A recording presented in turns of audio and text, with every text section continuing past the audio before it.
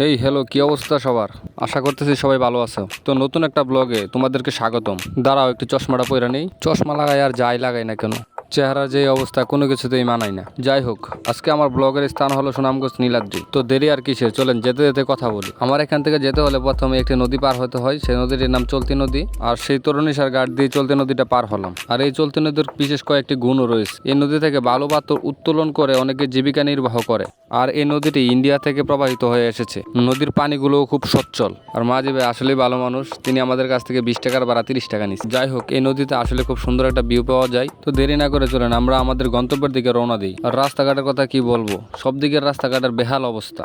শালবন থেকে পলাশ বাজার পর্যন্ত রাস্তাটা একটু ভালো, অন্যদিকের এমন অবস্থা যা ভিডিও পর্যন্ত করতে পারেনি। আর ভালো রাস্তা পেলেই যে গাড়ি জুড়ে টানতে হবে এমন কোনো কথা নেই। খারাপ রাস্তাগুলো থেকে ভালো রাস্তায় ভয়াবহ অ্যাক্সিডেন্ট হয়। আমার মতে সবাই ভালো রাস্তাতে আস্তে আস্তে গাড়ি চালানো উত্তম। কিছুদিন আগেও আমার পরিচিত একজন এই রাস্তায় ভয়াবহ অ্যাক্সিডেন্টে মারা যান। সবাই যদি একটু সচেতন থাকে তাহলে আমাদের দুর্ঘটনার সম্ভাবনা খুবই কমিয়ে ফেলতে পারবো। সবার কাছে অনুরোধ হলো, আমরা যারা গাড়ি চালাই তারা সবাই যেন একটু আস্তে আস্তে গাড়ি চালাই। আর অনেকক্ষণ গাড়ি চালাতে চালাতে প্রায় আমরা জাদুকাটা নদীর পাশে চলে এসেছি। আর এই নদীটি বাংলাদেশ ভারতের একটি আন্তঃসীমান্ত নদী। আর এই নদীটি পার হলেই বারিকটিলা, যা মানুষের কাছে বারিকা টিলা নামে পরিচিত। ফেরি না থাকার কারণে আমরা অনেকক্ষণ অপেক্ষা করতে হয়। সেই অপেক্ষার প্রহরে আমরা এক কাপ চা খেয়ে নিলাম। নদীর পাড়েও যে এত স্বাদের চা পাওয়া যায় আগে জানতাম না। চাটা খুবই স্বাদের ছিল। চা খেতে খেতে উপভোগ করতেছিলাম জাদুকাটা নদীর সৌন্দর্য।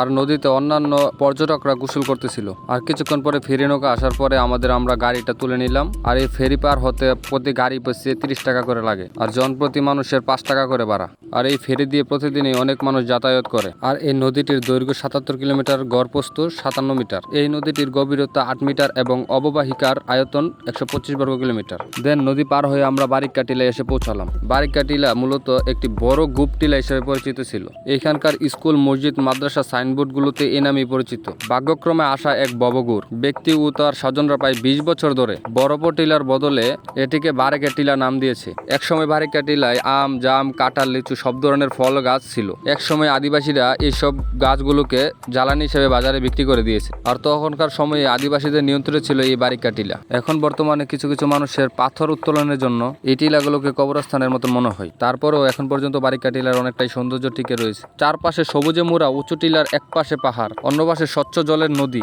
টিলার উপরে দাঁড়ালে হাতছানি দেয় মেঘ। হাওর নদী পাহাড়ের এই অপরূপ সৌন্দর্যের এ নীলাভূমি একটি আসলেই দর্শনীয় স্থান। আর এদিকে আমাদের বারিকা টিলা ঘোরা শেষ হয়ে গেল।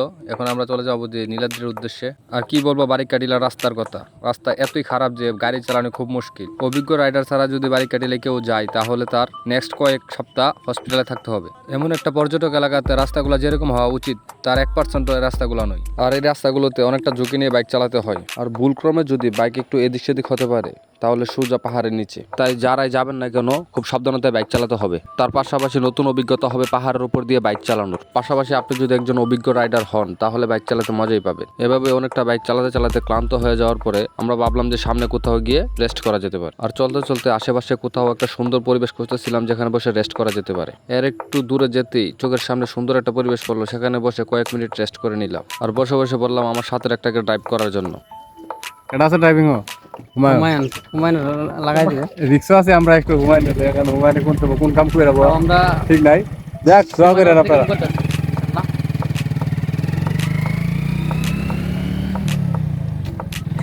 হুমায়ুন আসলে ভালোই বাইক চালাইতেছিল, তারপরও নিজের কাছে কেন জানি ভয় লাগতেছিল। তারপরেও মনে সাহস নিয়ে তাকে বললাম এগিয়ে যা। আর সে বাইক চালাইতেছিল আর এদিকে আমি ভিডিও করা নিয়ে ব্যস্ত ছিলাম। সে খুব সুন্দরভাবে বাইকটা চালিয়ে নিতেছিল। এইদিকে আমি ভিডিও করা নিয়ে খুবই ব্যস্ত। আশেপাশে এত সুন্দর সুন্দর ভিউ আসতেছিল যা ভিডিও না করে থাকতে পারিনি। আর তার মনোবল খুব কম থাকার কারণে সে একটু পরে পরে বলতেছিল যে আমার দ্বারা বাইক চালানো আর সম্ভব নয়, তুই ড্রাইভিং এ আস। আমি এবং আমার সাথে আরেকজন ছিল, সেও বললাম না তুই ভালোই চালাইতেছিস, চলা সমস্যা নাই, আমরা পিছনে আসি। যেখানে গিয়ে তুই ব্যর্থ হবি সেখান থেকে আমি আবার শুরু করব। কারণ প্রো বাইকার বলে কথা। আপনারা ভাবতে পারেন যে রাস্তা কই, কোন দিক দিয়ে বাইক চালাইতেছে। আসলে নীলাদ্রি যেতে হলে রাস্তা নয়, খাল, বিল, নদী, নালা সবকিছু দিয়ে আপনাকে বাইক চালিয়ে যেতে হবে। খাল বিলের কথা বলতে না বলতেই সামনে পড়ে গেল নদী মিশ্রিত রাস্তা। আপনারাই বলেন এটা কি নদীর ভিতর দিয়ে রাস্তা গেছে নাকি রাস্তার ভিতর দিয়ে নদী গেছে? যাই হোক, এখানে আমাদের হুমায়ুন রাইডার ব্যর্থ আর এখান থেকে আমি শুরু। এভাবে অল্প কিছুক্ষণ বাইক চালানোর পরে আমরা চলে আসলাম আমাদের গন্তব্য স্থান নীলাদ্রি লেক। আর বাইক দিয়ে ঘুরতে থাকলাম যে নীলাদ্রি কোন দিক দিয়ে প্রথম থেকে দেখা শুরু করতে পারে। আর সাথের দুজন বলতেছিল যে একদিক দিয়ে দেখা শুরু করলেই তো হয়, আমরা তো না দেখে চলে যাব না। তারপরে কোন জায়গা থেকে ভিউটা ভালো আসবে সেটা দেখার বিষয় আছে। বেশি চিন্তা না করে বাইকটা থামিয়ে উঠতে শুরু করলাম পাহাড়ের উঁচুতে। যেগুলোতে উঠতেছি এইগুলো আসলে পাহাড় নয়, নীলাদ্রি লেক যখন খনন করা হয়েছিল তখন পাশে রাখা হয়, সেইগুলোই এখন ছোট ছোট পাহাড়ে রূপান্তরিত হয়েছে। নীলাদ্রি লেকের সৌন্দর্যকে বৃদ্ধি করে তোলে। আর বেশিরভাগ মানুষই এই পাহাড়গুলোতে না উঠে বড় বড় পাহাড়ের সাইডে দিয়ে ঘুরে। প্রকৃতির আসল সৌন্দর্য হচ্ছে দূর থেকে। নীলাদ্রির সৌন্দর্য যেন দিন দিন বৃদ্ধি পাচ্ছে, সেখানে মানুষ মাইন্ড ফ্রেশ করার জন্য যায়। আর হ্যাঁ, এখন পর্যন্ত বলা হয়নি নীলাদ্রি লেক কোথায় অবস্থিত। সুনামগঞ্জ জেলার তাহেরপুর উপজেলার উত্তর শ্রীপুর ইউনিয়নে টেকারঘাট নামে গ্রামে নীলাদ্রি লেক অবস্থিত। এই লেকের প্রকৃত নাম হচ্ছে শহীদ সিরাজ লেক, কিন্তু ভ্রমণকারীদের কাছে এই শহীদ সিরাজ লেক নীলাদ্রি লেক নামে পরিচিত বেশি। আবার টেকারঘাটের স্থানীয় লোকজন এই নীলাদ্রি লেককে পাথর কুয়ারি নামে চিনে। এর মাঝে অনেক ভ্রমণকারীদের কাছে জানতে পারা গেছে যে তাকে বাংলার কাশ্মীর বলেও অনেকে চিনে। তাই অনেকে অনেকভাবে এই নীলাদ্রি লেককে চিনে, আবার অনেকে অনেক নামে ডাকে। যে নামে ডাকুক না কেন, নীলাদ্রি লেকের সৌন্দর্য দিন দিন বৃদ্ধি পাচ্ছে। আর বেশি দেরি না করে চলেন আমার সাথে যারা ছিল তাদের অনুভূতিটা একটু জেনে আসি। হ্যাঁ কাউসার, কি অবস্থা তোমার? এই তো আছি আলহামদুলিল্লাহ ভালো। তো এই যে নীলাদ্রি এসে কেমন লাগতেছে, অনুভূতি কি? আসলে কি বলবো, এত সুন্দর জায়গা, এত সুন্দর পরিবেশ, মানে দেখারই মতো, মানে কি বলবো, রমণীয় দৃশ্য, অসাধারণ। দর্শক ভাই বোনেরা যারা আছেন, আসবেন, ঘুরে যাবেন। সুন্দর জায়গা, সারাদিন থাকার মন চাইবে। মানে রোদের লাগে চা হয়ে যাচ্ছে না, খুব সুন্দর জায়গা তো। ঠিক আছে, ঠিক আছে। এক কথা অসাধারণ। আসলে অনেক সুন্দর জায়গা এটা, যারা আসবে সবারই মনে জোড়া যাবে এখানে আইসা। আসবেন আপনারা, সবকিছু দেখবেন। হ্যাঁ হুমায়ুন, তোমার অনুমতি? তোমার অনুমতি কি? তুমি তো ভাঙ্গা গেছো গা। আমার অনুভূতি অনেক ভালো। গরমে মনে করো এখন মানে ক্লান্ত লাগতেছে, এই জন্য বইখানে আর অনেকক্ষণ জায়গা ড্রাইভ করে আইছো তুমি নাকি? মানে জার্নি করে আইছি, তো এই জন্য ক্লান্ত লাগে। মোটরসাইকেল তুমি মাঝে মধ্যে চালাইছো, ঠিক আছে, যদিও আমি অনেক চালাইছি। খিদা লেগে গেছে কি, আমরা আইবেন, I'm very hungry. যারা আইবেন সাথে খানা নিয়ে আইবেন, কারণ আমার বন্ধু একটা খিদা লেগে গেছে, আইবে বয়ে গেছে। দোকান আছে, সমস্যা নাই, খাওয়া মনে, সমস্যা নেই, ওমানটা খাওয়া মনে। হ্যাঁ, না, তাদের অনুভূতি খুবই ভালো ছিল। শুধু তাদের অনুভূতি নয়, যারা আসবে এই নীলাদ্রি লেকে সবার অনুভূতি ভালো থাকবে। আর এটা ভালো লাগার মতন জায়গায়। এখন আমরা নীলাদ্রি লেককে আরো কাছ থেকে দেখার জন্য চলে যেতেছি একদম পাশে। এখানে অনেক ধরনের পর্যটকরাই আসে, আবার অনেক আসে শিক্ষা সফরেও, আবার অনেকে হাজব্যান্ড ওয়াইফও আসে। এখানে যে কোনো ধরনের পর্যটকরাই আসতে পারে, কারণ যে কোনো ধরনের মানুষেরই এখানে আসার মতো জায়গা। আর যে কোনো মানুষ এখানে আসলেও মন জুড়িয়ে যাবে। দেন আমরা আমাদের বাইকটা রেখে সামনের দিকে আগাচ্ছি নীলাদ্রি লেকের সৌন্দর্যকে আরো কাছ থেকে দেখার জন্য। আর হাঁটতে হাঁটতে হঠাৎ করে চোখে পড়ে গেল একটি আমড়ার দোকান। আর ভাবলাম এই রোদ্রের মাঝে আমরা খাওয়াটা খুবই জরুরি। জান তো আমার একটা কাঠের মধ্যে তো নিয়ে খাইতেই পারতেন না, ভাঙ্গা তো পড়বো। আমরা তো কইলাম দেওয়ার লাগে না, না ঠিক আছে ঠিক আছে, আবার দিতে পারবো না। এই খাওয়া ভালো আসতে দিলে।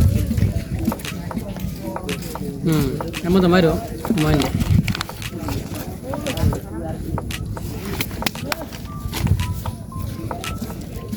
ঠিক আছে,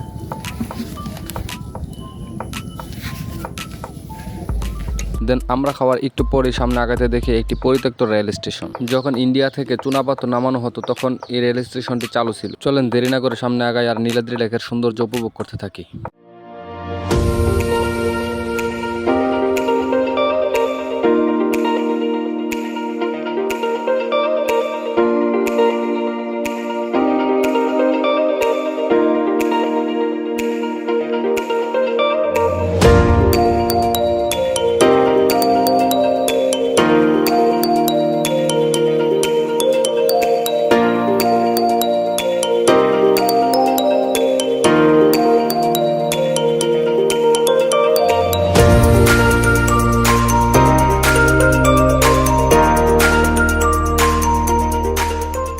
তো অনেকক্ষণ আমরা ঘোরাঘুরি করে ফেললাম। আর এই রোদ্রের মধ্যে দিয়ে ঘোরাটা বেশি সুবিধাজনক হচ্ছিল না। আর এই রোদ্রের মধ্যে দিয়ে ঘুরতে ঘুরতে শরীর অবস্থা খুবই ক্লান্ত হয়ে গেছিল, যা বেশিক্ষণ ঘোরা আর সম্ভব ছিল না। তবে যাই বলেন না কেন, বৃষ্টির থেকে রোদ্রের দিন ঘোরা খুব মজাদার। শুধু অতিরিক্ত রোদ্রের কারণে শরীরটা খুব তাড়াতাড়ি ক্লান্ত হয়ে যায়। ঠিক আছে, আমরা চলে যাচ্ছি এই আজকের এই নীলাদ্রি ছেড়ে। নীলাদ্রি ভিউটা আজকে খুব সুন্দর পাইছি, আবহাওয়া খুব ভালো ছিল। আবার কোনো একদিন দেখা হবে নীলাদ্রিতে, যদি আসা হয়, জানি না কবে আসা হবে। বাট এই নীলাদ্রি ভিউটা ছিল অস্থির, এক কথায় অসাধারণ। এত সুন্দর ভিউ নীলাদ্রিতে কখনোই পাওয়া যায় কিনা জানি না, অনেক সুন্দর ভিউটা। আর হ্যাঁ, এই যে নীলাদ্রির যেই পাথর আর এই পাহাড় সব কিছু আজকে পুরো মনটা কেটে নিল। নীলাদ্রি আমি আগে আরেকবার এসেছিলাম, বাট কখনো ব্লগ করা হয়নি। আজকে মূলত ব্লগের উদ্দেশ্যে আসা। তো নীলাদ্রি আজকের এই ভিউটা খুবই ভালো লাগছে, খুবই ভালো লাগছে। আর যারা আসবেন তারা একটু এই রোদ্রের দিন আসলেই ভালোভাবে ঘুরতে পারবেন, এনজয় করতে পারবেন। হয়তো বৃষ্টির দিন আসলে পেক কাদায় অতটা এনজয় করতে পারবেন না। আর একটু সামনে আগাতে দেখি শরবতের দোকান। ভাবলাম শরবত তো খাওয়াই লাগবে। মামারে বললাম, মামা ঝটপট করে 3টা শরবত বানান একটু ভালো করে। মামা বললো, ঝটপট করে শরবত বানালে তো শরবত ভালো হবে না, একটু ধীরে সুস্থে বানাই, শরবতটা খুব ভালো হবে। আমি বললাম ঠিক আছে, ধীরে সুস্থে বানান, তবে একটু ভালো করে বানান। আর কি বলবো ভাই, এই রৌদ্র থেকে যখন প্রথম চুমুক দিলাম, কলিজাটা যেন ঠান্ডা হয়ে গেল। আর শরবতটা শেষ করে আমরা বাড়ির উদ্দেশ্যে রওনা দিয়ে দিলাম। আর যেতে যেতে আরেকটু কথা বলি। প্রথমে আপনাকে ধন্যবাদ এতটুকু পর্যন্ত ভিডিওটা দেখার জন্য। আমি ঘুরতে গেলেই ভিডিও করতে ভালোবাসি, আবার সেই ভিডিওটা ফেসবুকে আপলোড করতে আমার ভালো লাগে। আমরা সবাই যেমন ঘুরতে গেলে ছবি তুলে ফেসবুকে আপলোড করতে ভালোবাসি, ঠিক তেমনি আমি ঘুরতে গেলে ভিডিও করে ফেসবুকে আপলোড করতে ভালোবাসি। আর এই ভিডিওটা আমি কোনো আমার ফেসবুক প্রোফাইলে আপলোড করতেছি না, যে আমার ফ্যান লিস্টে থাকা লোকজন বিরক্ত হবে ভিডিওটা দেখে। আপনার ইচ্ছা হলে দেখবেন, ইচ্ছা হলে ফলো করবেন, ইচ্ছা হলে লাইক করবেন, ইচ্ছা হলে শেয়ার করবেন, এটা আপনার ব্যক্তিগত ব্যাপার। আর ইচ্ছা না হলে করবেন না, কিন্তু ইনসাল্টমূলক কথাবার্তা বলবেন না। ইনসাল্টমূলক কথাবার্তা বলে নিজের মানসিক ভারসাম্যহীন লোকের পরিচয় দিবেন না। সবশেষে সবাইকে আবারও অনেক অনেক ধন্যবাদ। আর আজ নীলাদ্রি এই পর্যন্তই, আবারও দেখা হতে পারে অন্য কোনো এক ভিডিও। আর নীলাদ্রি ঢাকার খাবারের অবস্থা কি বলবো, এর চেয়ে বাজে খাবার বাংলাদেশের কোথাও আছে কিনা আমার জানা নেই। আমার মতো যারা পর্যটক যাবে তারা সবাই যেন খাবার খাওয়ার আগে রেট জিজ্ঞেস করে নেই। সবাই সুস্থ থাকুন, ভালো থাকুন, সবার জন্য দোয়া করি। আজ এই পর্যন্তই, আল্লাহ হাফেজ।